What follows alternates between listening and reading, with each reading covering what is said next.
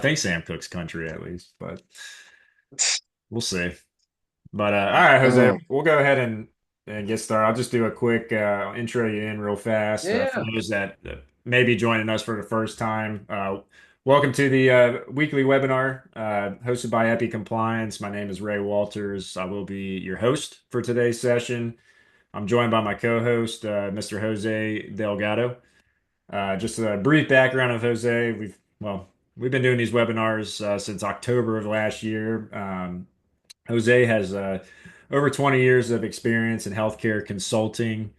Currently owns and manages a mental telehealth practice, and always look forward to having him on these sessions to provide some insights. He sees a lot. So today's topic, we are going to be discussing workplace or healthcare stress solutions, strategies for a healthier and a happy workforce, and we are going to put a little spin on the compliance side of things for this as well.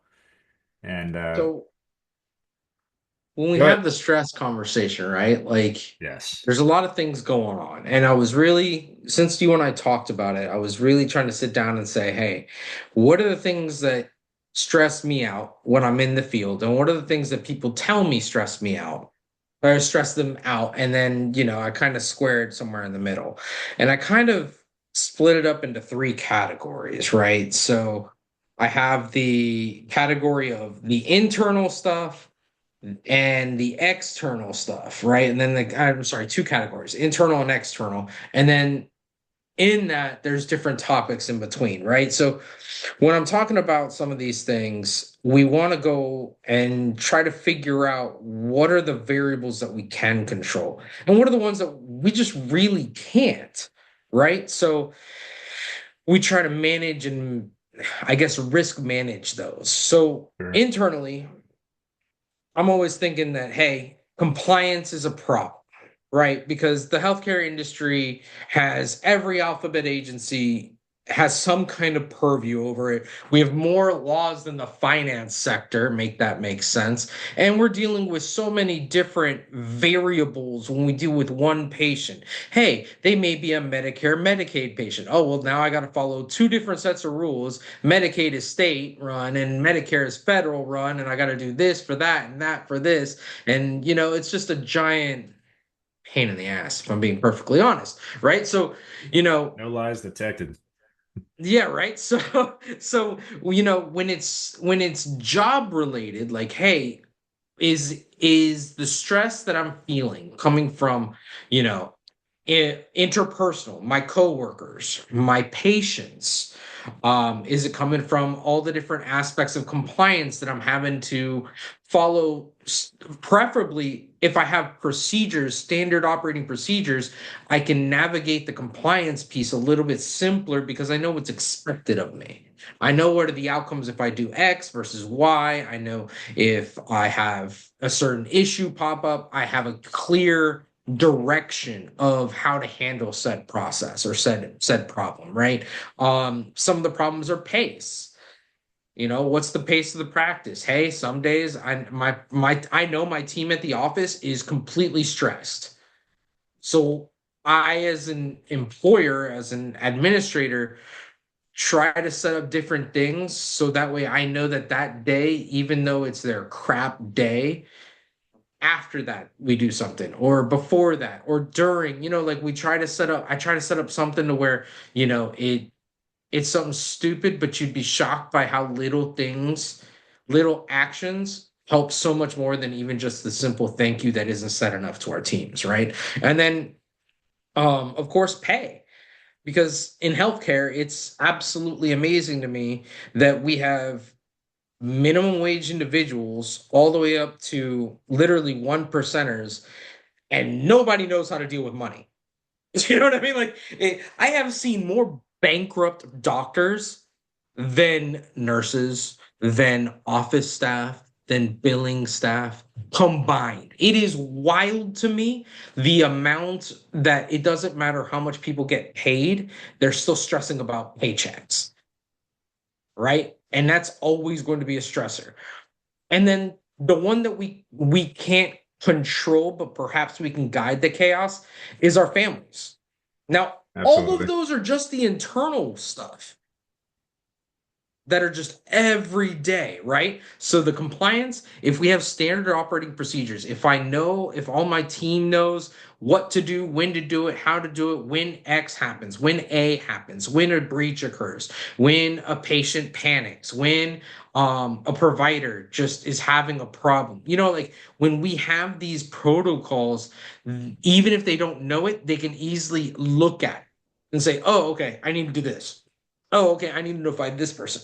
So that helps alleviate the stress because the team knows that there is something that can be done, right? The pay one, I hate to say it, but everybody's always going to be worried about pay. Uh, That's financial literacy, that's financial education.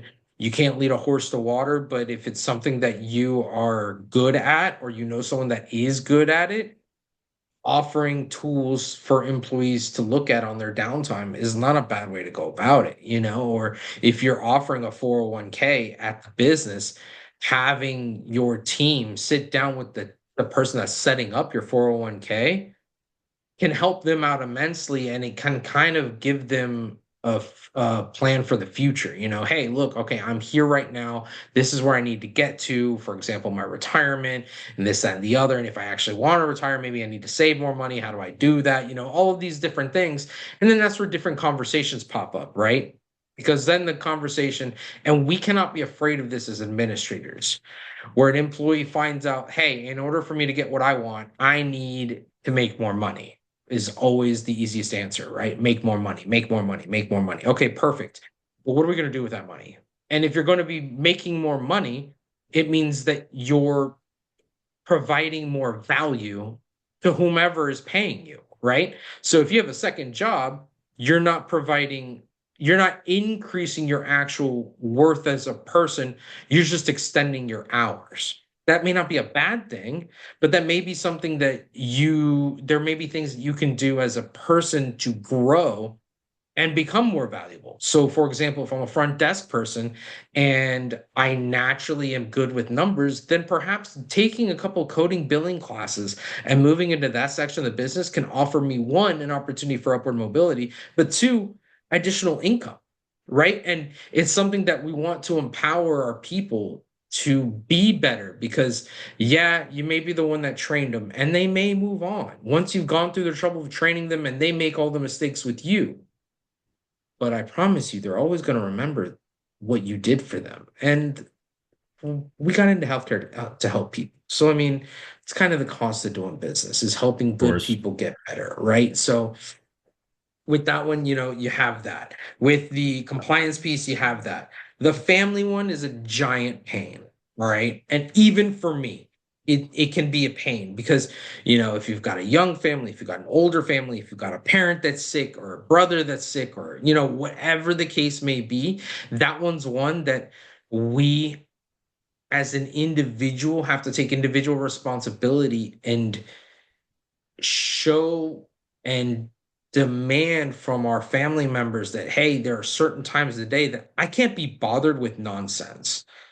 If everything is an emergency, nothing is an emergency. You know what I mean? So figuring out, and I hate to put it like this, as callous as it sounds, but again, standard operating procedures. If my kid is sick and somebody's got to pick them up from school, well, there are certain days that I'm trying to make myself more available so that way my wife can focus on work. And then there are other days when my wife does it so I can focus on work, right? So there are different ways to play with that. Obviously, everybody's situation is a little bit different, and everybody has different boundaries and times and things like that. But that's a conversation that should be had at Jump Street. And if there's a situation where, hey, I have a young family and I'm looking for a job in healthcare, sometimes that can be a barrier of entry because maybe the office manager's like, I don't need to deal with this. I'm replacing somebody that I had to deal with this bullshit, right? So it's just something to where we've got to be honest and upfront because then that way we can be flexible, right? And there are certain positions that can be done, especially since COVID was able to prove it, that can be done remotely. And maybe I want to Absolutely. have that remote that person remote because they may be great at their job, but they're awful interpersonally, which then creates more stress in the office because they just bring the morale down. Or they just have we only have 8 people in the business, but 2 people don't get along, but I can't get rid of either one of them. You know what I mean? So there's definitely ways that we as administrators can play with this on the internal side, and it's just organizing things. It's all about organization. It's all about standard operating procedures. It's all about protocols. It's all about policies, whether it's personally or for the business, right? I'm sure Ray, you've dealt with some of this stuff. I'm sure our team here has dealt with some of this stuff. Some of our viewers as well.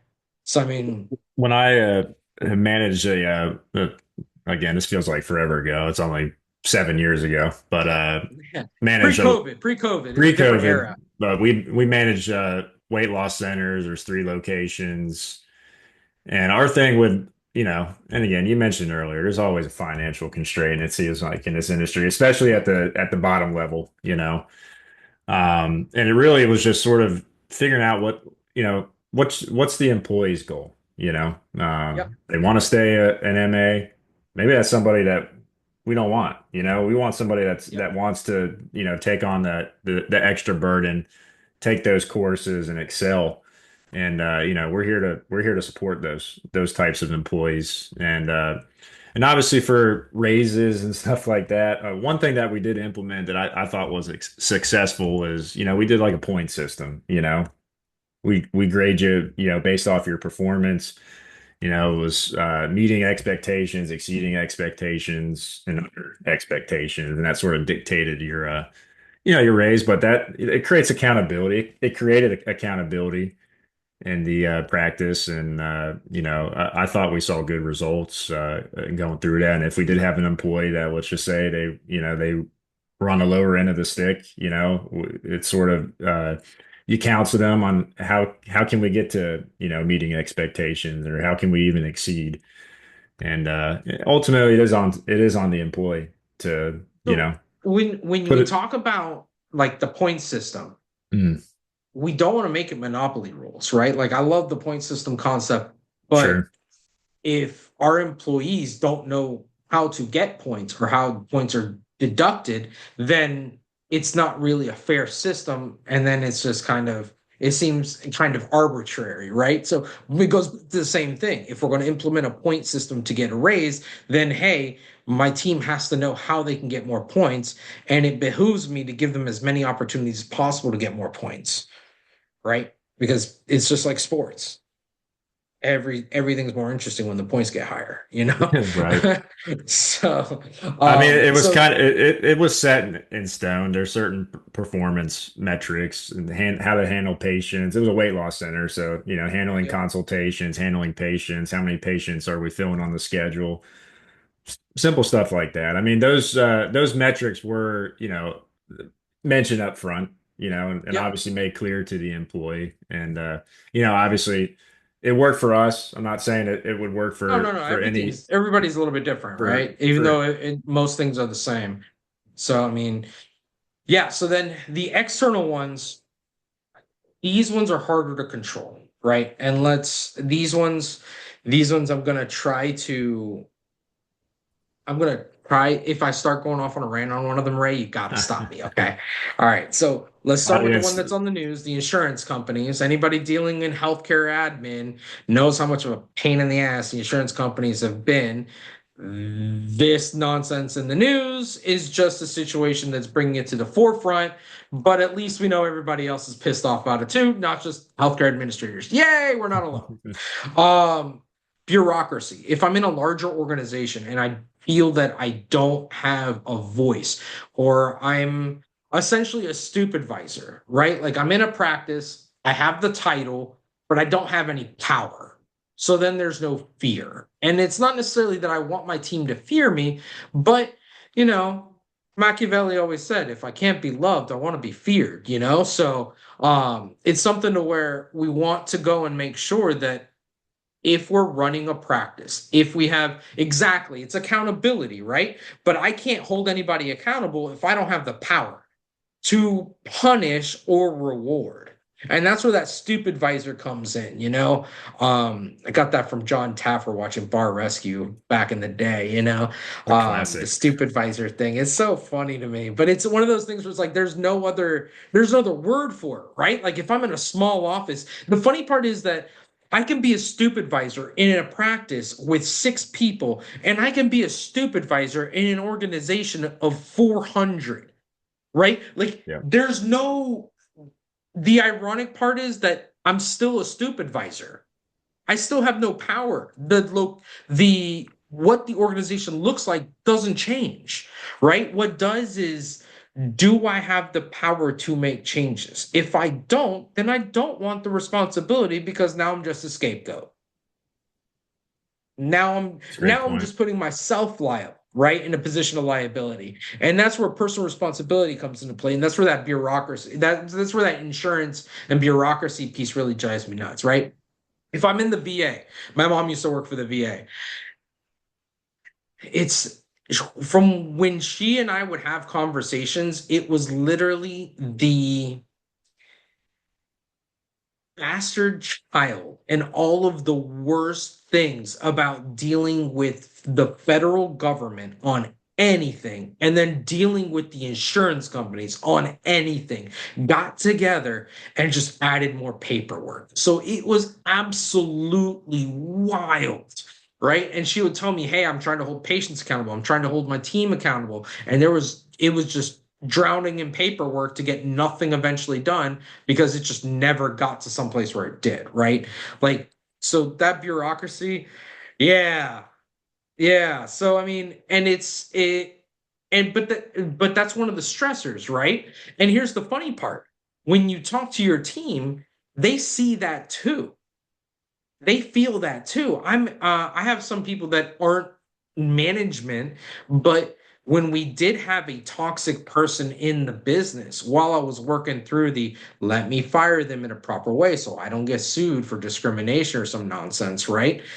I could see that the stress on everybody was going up because they had to pick up the slack because they couldn't see the accountability that I was holding on the back end Mhm. until she got fired and I could release everything, right? Like there was just certain things about it all that they couldn't see, and I could see that festering. I could see that pot starting to boil, right? The water in the pot. So that bureaucracy really can make things stressful for everybody. And that's where, again, we've got to understand. And when people come up to you and you're like, hey, why aren't you handling this?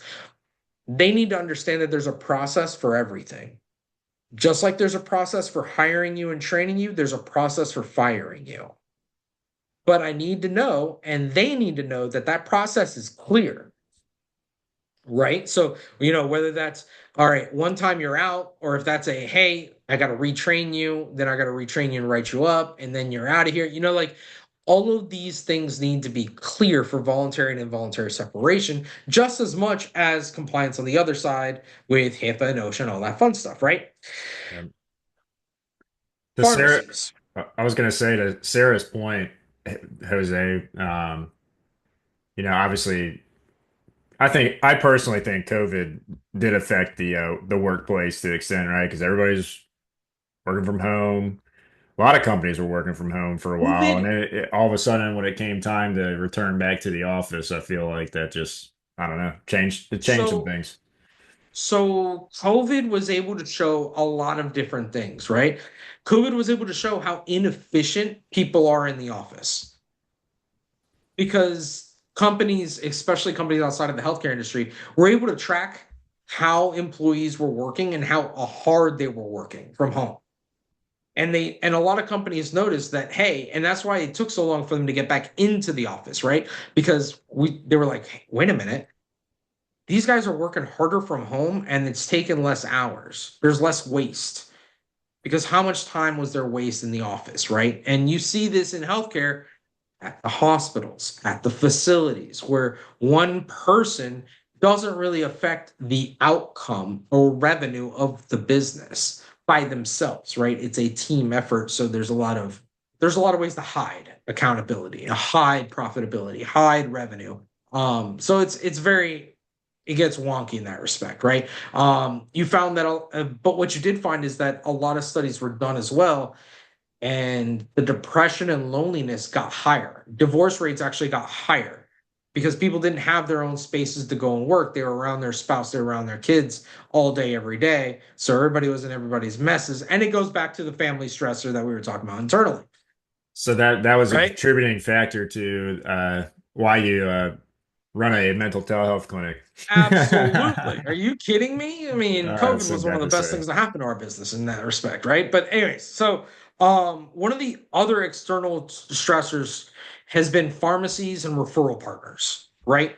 Because it doesn't matter what aspect of the healthcare field you're in, you're dealing with referral partners, you're dealing with pharmacies, and especially with pharmacies, I have found that it has become a before it used to be a collaborative relationship.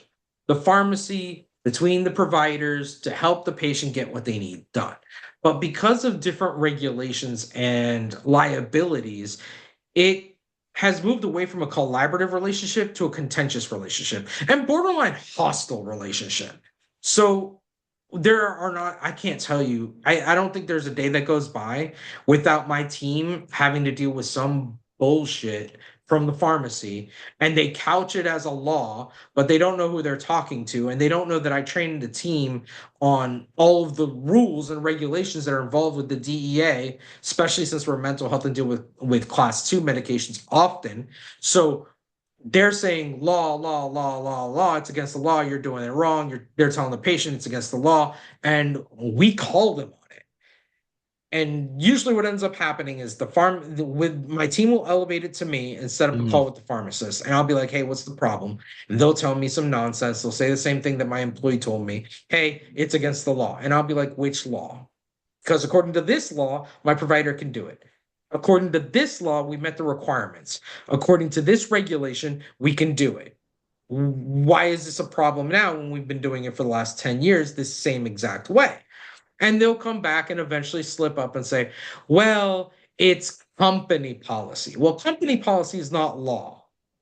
Are you alluding, Jose, to some of the medications that you prescribe to your patients, like the class So there are two, different, and yeah. So there are different rules regarding medications, right? And most people know how this goes, right? well, we And talked there are about this different in rules, and depending previous on the webinars insurance too. company, the different hoops that we have to go through, and the different DEA regs we have to go through, But to keep it simple, if I want to provide a medication to a patient, uh, depending on the medication, and if it's a brand name, if it's got a brand name, I'm probably going to have to do a prior authorization, which is Mm. going to take a stupid amount of time. And hopefully, I picked and trained the right person to fill out these prior authorizations. Because if any little thing is off, what happens, everybody? That prior auth is denied.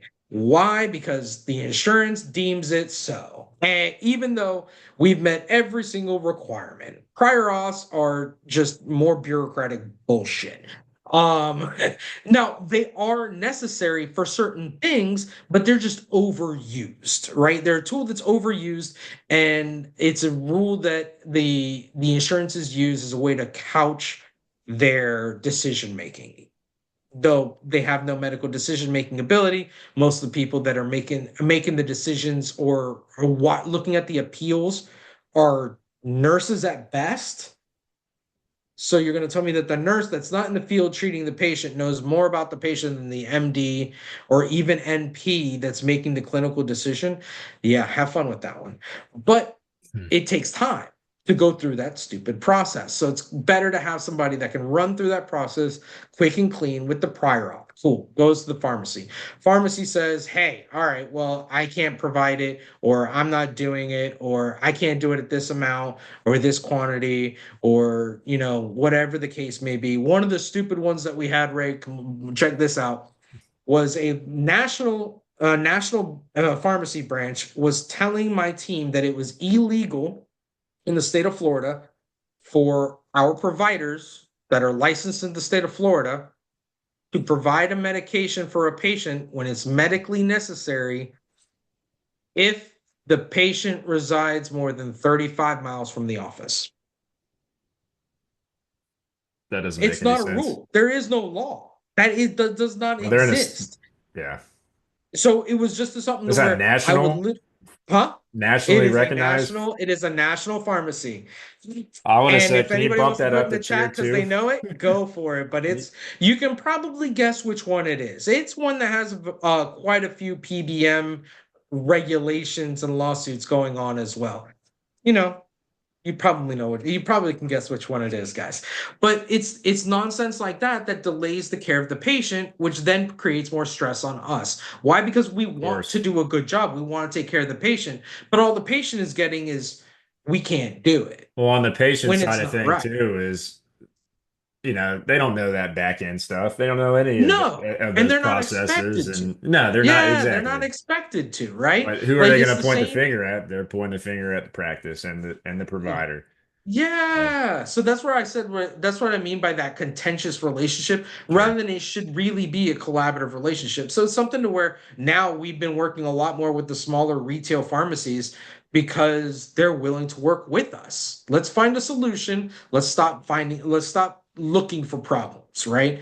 Um, then we have on top of that, well, on top of that external piece of we have the referral partners. Hey, I need to get this done for my patient. In primary care, we hear it a lot. Hey, that's we need to get them into this specialist. Oh, well, even in the US, the closest specialist is going to be 120-day wait.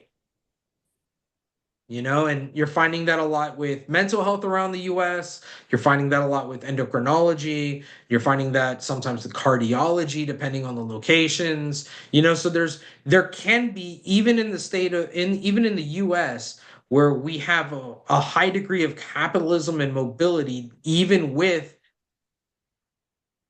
yeah, right. The real life scenarios, yeah. I mean, it's and that's why I'm bringing it up is in the real life scenarios that I'm dealing with my practice, just so that way everybody can kind of see that hey, they're not alone. It may be a little bit different. The names may be different. The details may be different, but it's the same crap, and every specialty is dealing with it.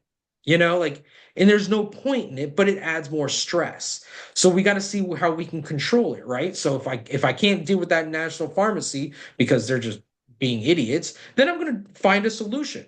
Let's focus on a solution. Let's get our team together. Hey, what solutions can we find, right? When it comes to the referral partners, hey, if my referral partners aren't sending me patients because I'm a specialist, then there's really only three reasons. They don't know I exist, they don't like me, or the patients don't like me. That's it. Right. Because it does not matter the insurance. If a patient likes you, they will tell their insurance to pound sand, right? So, what are the ones I can control? I can control whether the providers know me. That's easy. That's called marketing. I can control if the provider likes me, the referring provider likes me. How do I do that? By building a relationship, not just as admin to provider, but between my providers. So, we'll do an open house or I'll go and, look and see, hey, what do these providers do? Where do they go? Are they involved with the local medical society? Like different things like that. And I'll just make sure that my providers are in the same place together. You know what I mean? And that creates that familiarity, that bond there. If the patients don't like me, how do I deal with that? That's all customer service, customer experience. This is where, as an admin person who owns my business, I'm more stressed than normal because I am absolutely to the point of sometimes being intolerable to my team in regards to that customer experience, right? Not patient experience, but customer experience, right? Who's picking up the phone? How are they picking up the phone? What is that conversation like with that patient? Because that first phone call is huge. Hey, if for Absolutely. whatever reason they have to go to voicemail because all of our lines are tied up, how quickly are we getting back to them? What's the patient experience like? If they set an appointment time at 9 a.m., are we seeing them at 10 a.m., 11 a.m., 11:45 a.m.? How are we creating that perceived value versus actual value versus, that ridiculous wait time thing that healthcare in the US just accepts nowadays, which sorry, I mean bonkers, right? There's no reason, no reason at all It's all that over. someone can sit here and tell me that they cannot run a profitable healthcare business and not be on time. It is all about structure. It is all about setting up plans and executing and making sure things are nice and tight. If you know your provider is slow, you know how to adjust that. How do you do that? Well, you set up appointments in between that are quicker and easier for that provider to knock out. You know what I mean? Like if you're having problems with the provider that's, hey, he sees 40 patients in a day, but his notes are always delayed. Well, then guess what? The practice's revenue is delayed by 2 more days from the time of the visit, right? So how do we deal with that? Well, maybe we get him a speech to text. Maybe we get him, or maybe we pay somebody $15 to follow him around and type everything up into the note so it's all done. You know what I mean? So there's always different ways to deal with this. So there's different protocols and procedures. Hold on a minute. Let me get it because he is going to lose his mind. For those that might be joining us for the first Well, time, if you I hear think that, if you're Jose going to make an appearance, make an appearance. Jose Come here. Sons is making an appearance. All right. So Hey, Donovan. Donovan, say hi. He just got up from his nap. You can tell because he's still got the lines of blankets on his face. Oh, mommy's here. I'll see you soon, buddy. So, when we've got the referral partners, we've got the patients. Patients don't understand, and if they're seeing us, they're usually stressed out in some way, shape, or form in regards to their care, right? Like the patient advocates, honestly, I personally believe the patient advocates are worse than the actual patients. And patient advocates are their families, the caretakers. Sometimes, a patient calls their insurance company and their insurance company is calling us and asking us questions. And then it goes back to the same nonsense, right? So it goes back to what are the things I can control? I can control basic things with this. I can make sure that my patients have a simple handout or someplace I can send them to get more information. If it's a chronic condition, if hey, maybe I'll send you to the NIH, National Institute of Health, where they have a database and they can just put in the condition. Maybe I'll send them to John Hopkins, or Kaiser or whatever or Mayo. The Hmm. Mayo website is great for that stuff. I hate WebMD personally because WebMD always takes you to the worst case scenario. Ah, But so it's something to where if I have common conditions that are in my office that patients are coming in for, I want them to be aware, but to feel at ease that we got their back, right? And the patient advocates tend to be the ones that actually need the information more than the actual patient because the patient will trust the provider because they're there talking to the provider and talking to the team. But it's the patient advocate that's freaking out because they weren't there, but they have 50,000 questions. Cool. Well, then this is where we go and set them up and say, hey, check out our website. This is the place where you can go. You can find all the information you need. Make sure that you are on your the patient's information so that way we can actually talk to you as a practice. So these are different things that we can do to again eliminate some of the stressors. Are we going to eliminate all of the stress from all of the situations? No, that's impossible.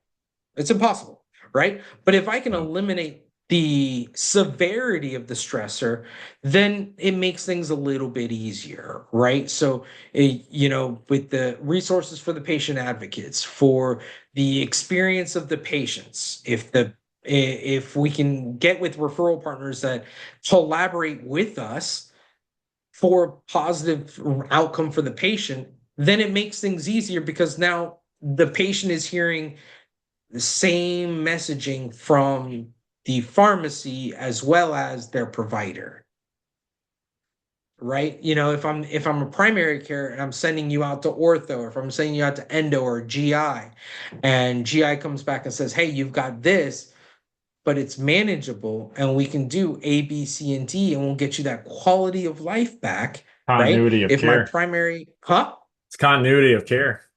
Yeah, Consistent. it's the continuity of care that DC says they want, but keeps putting in rules that delay it and screw it up, and Stark still makes things impossible with it. But it's just something to where we want to make sure that that whole way through that makes things easier. If my patients are relaxed and my patient advocates are managed, then the stress in the office reduces. Agree. When the stress in the office reduces, then they don't bicker back and forth with each other.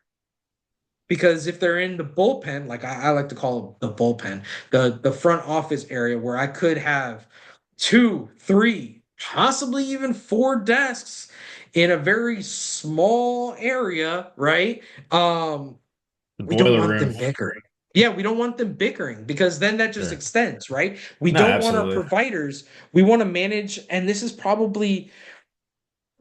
something I've really noticed, right? And this is going to age some people, and I apologize.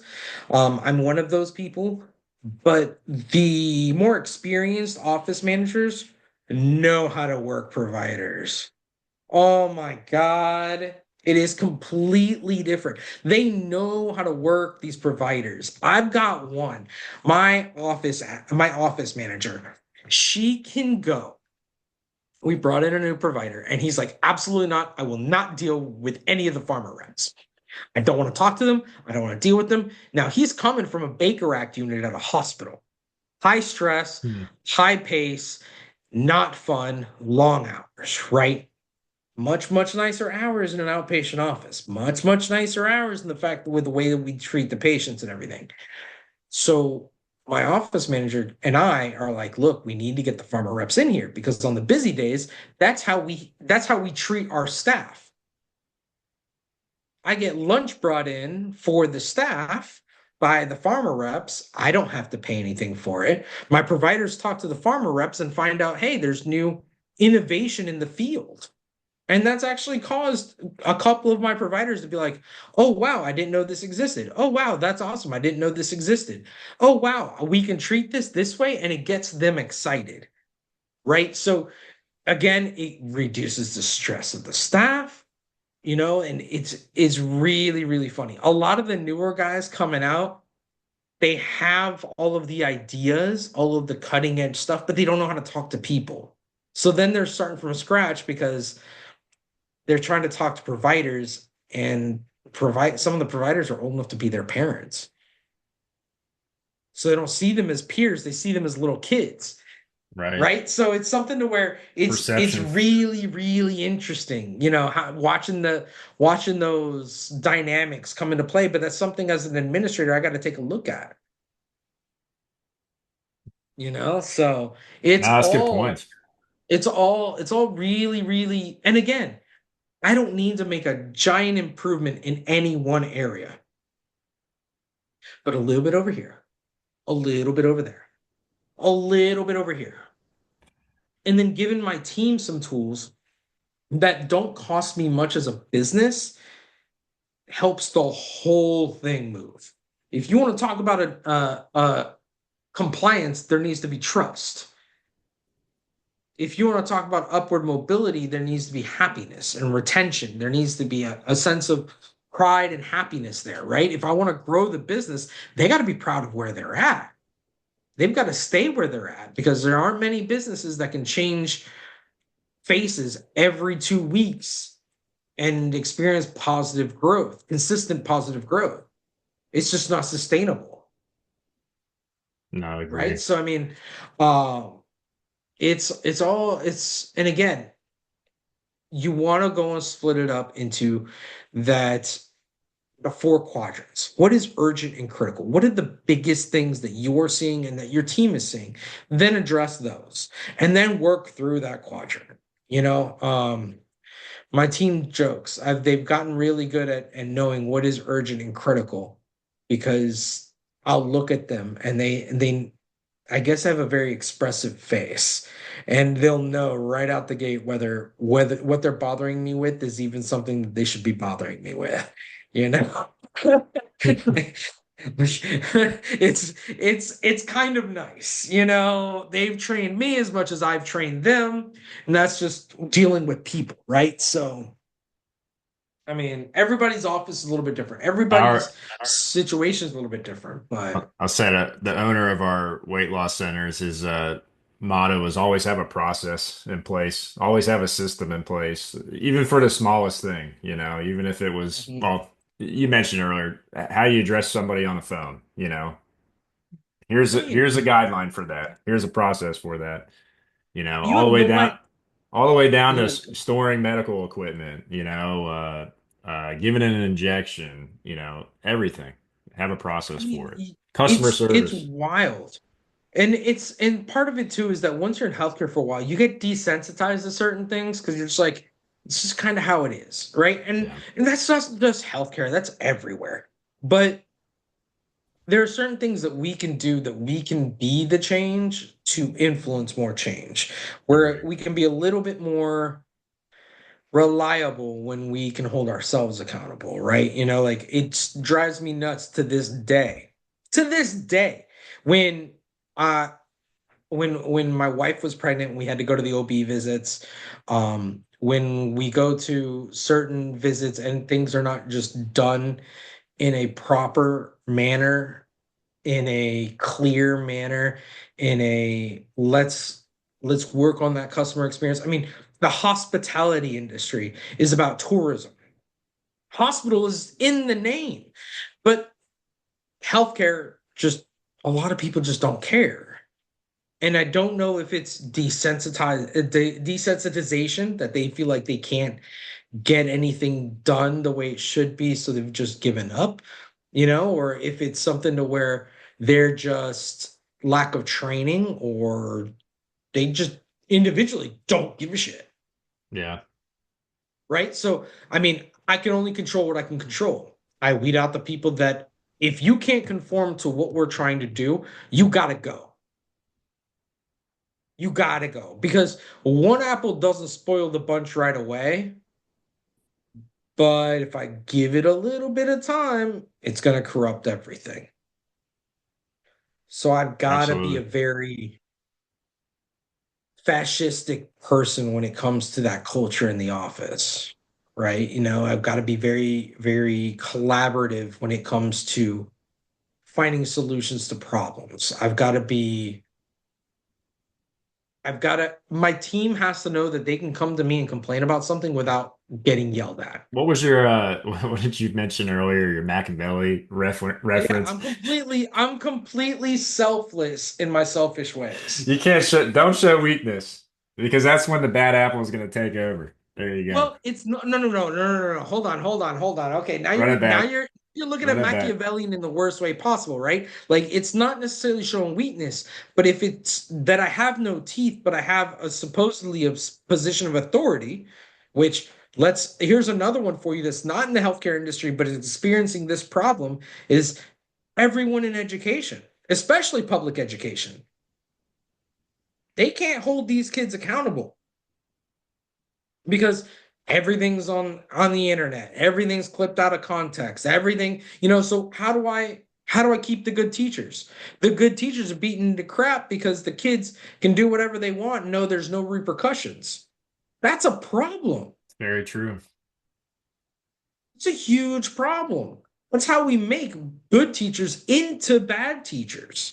It's how we make good teams into bad teams. Lack of accountability. You see this in sports, you see this in business.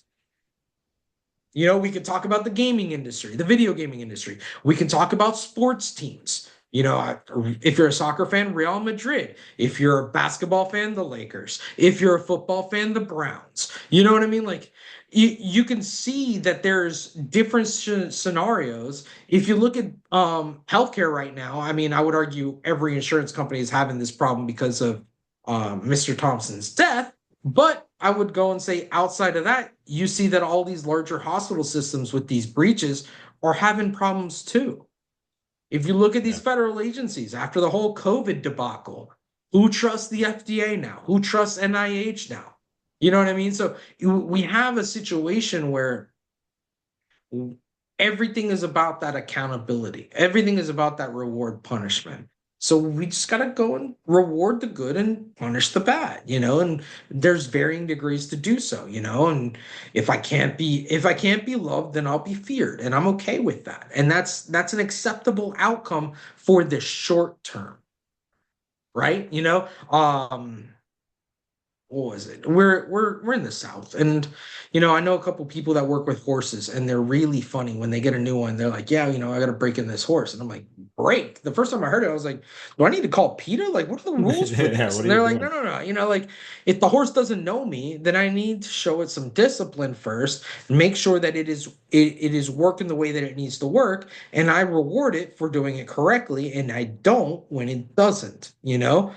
Same thing if I want to be a good parent. I hate to say it, but I'm gonna have to discipline my kids. That's just kind of how that goes. I'm not gonna reward crappy behavior because if I reward crappy behavior, they become a crappy person. Why would you think that anything is different from parenting to running a business to managing employees? You know what I mean? Like it's all the same crap. Yeah. Yeah. We gotta be present. We gotta be aware. We gotta be attentive. And we got to teach. And consistency is key. Oh, if you're not consistent, what's the point? Right. If you're Right. not going to hold everything accountable, don't hold anything accountable. How you do one thing is how you do everything, right? Like, so we got to set the standard and we got to hold that line. You know, it's going to suck for a while. But when you get to the other side, it's really nice seeing a team that works together that is collaborative. It's really, I gotta tell you, I've had both just with this business in the last 4 years. My And there's life been a is lot of changes in the telehealth industry. I feel like this well, past even in several my years. practice. I mean, we've switched providers, we've switched staff. I mean, You've this gone through the is the, COVID phase yeah, as well. yeah. I mean, so we've gone through three whole line changes on the admin side, and on the provider side, I think I've cycled through 15 to 20 providers Wow. in 4.5 years. I would have thought it'd been on the other side, not the providers. It would have been the admin.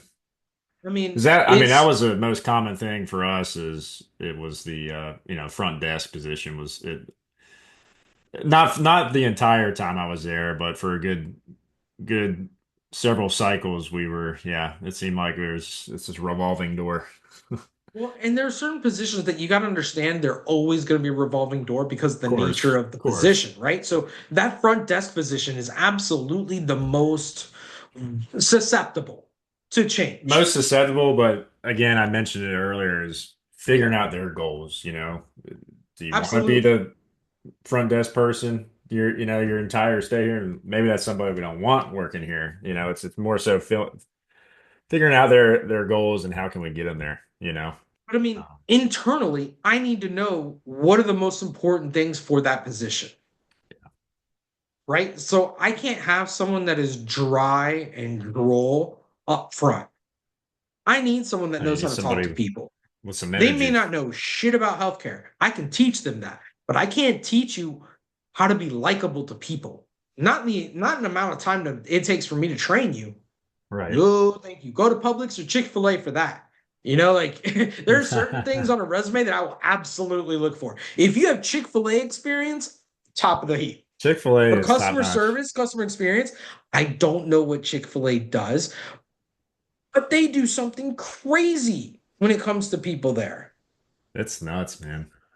So I mean, like there again, it goes back In to a the good same way, of thing. Like, yeah, course. yeah. So like the attributes I'm looking for that are most important to me for a front desk position are completely opposite to someone I have in billing.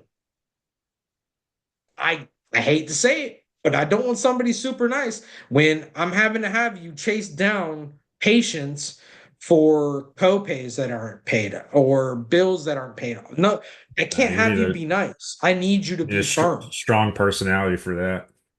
Absolutely. So I mean, it's something to where when it comes to the providers, I need them to be able to work with me as much as I need to be able to work with them, as much as I need them to work with specific staff members. There are certain staff members that they will never need to make contact with, but there are certain ones that they're going to work with every single patient. So they need to have a rock and rolling relationship. You know what I mean? So it's very much keeping in mind what these dynamics are and prioritizing. Agree. So, I mean, Well, that's kind of what I got for you guys on this one. I mean, this one was fun for me because I got to take a look and really drive down deep on some notes that I even have for my office. That hey, all right, we can tweak this, or hey, we can tweak that. Hey, let's talk about this. Hey, let's do this. So there's really some stuff here that everybody can work with, and with admin and these holiday season that's screwing up 2 of our weeks. I mean, you'll have the time, sadly, right? no, So I appreciate the obviously the real world examples, and it's kind of why I brought you on this one. It just made sense being a practice owner. Yeah, yeah, I've this done one it. was I've yeah. I've experienced that side too. Not the business ownership side, but managing. Yeah, but I mean it's Yeah, still I mean the difference is I am not just in my job description am I responsible, but my finances are on the hook for me not doing a good job, right? absolutely. It's a direct Affect somebody's output. pocket and watch how quickly they work. You know what I mean? Yeah. It's What like is salespeople are the hardest working people in the world, man. You have to have a Always strong hustle. personality for that job too. Yeah, absolutely. Absolutely. So, Well, if anybody have anybody's got any any? questions, Yep. I was going to say, anybody that has any questions, go ahead and throw them here in chat, or any scenarios maybe that you're dealing with, and maybe we can help you navigate through it. some of these are going to be able to be answered really in depth next week with Dr. Delgado and us going into um, how to implement a compliance program and why you should be having a pretty, again, not complex, but sturdy. Yeah. You know what I mean? Like I can have an amazing house. It doesn't need to be 5,000 square feet. It can be 1,500. But if it's built out of cement, it'll last through a hurricane. But if I have a 5,000 square foot house and it's built out of, cheap plywood, I'm done. See you next year. You know what I mean? Like, so we'll be going over that next week. And then some of the there's some interesting settlements coming through too in the last week or so. hmm We'll be going over some of those. We want to go over those next week as well, or are we looking to do Yeah, that we'll be going over separately? those next week, like because we've been finding that there's a contingent of client that doesn't believe that they need to have a sturdy compliance program. And it's interesting when they say that because if you're in healthcare, you can't afford not to have a Gotta have it. sturdy compliance program. Gotta You have it. know, yeah, if you're flying by the seat of your pants when it comes to compliance and healthcare, it's you're not even playing with fire anymore. You're just playing with napalm. Just a matter of time. Oh, I mean, but there's too many variables. All of the variables apply there. All the things we talked about are 100% things that a sturdy compliance program can help alleviate. No, absolutely. So Well, I don't see any questions coming in, so I'm assuming cool. that we did a pretty good job covering everything.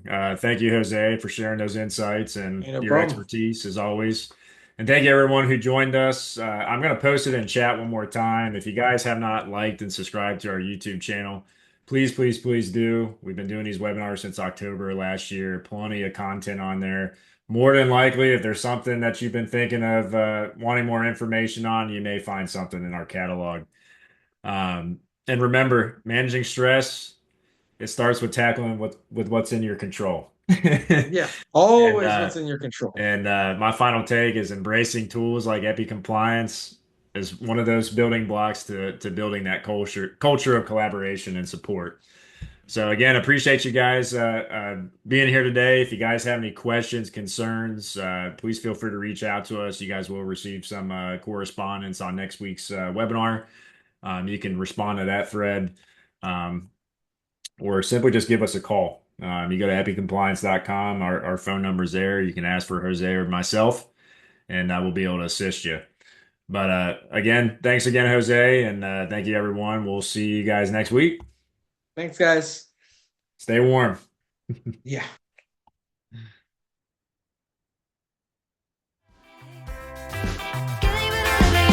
Sunshine.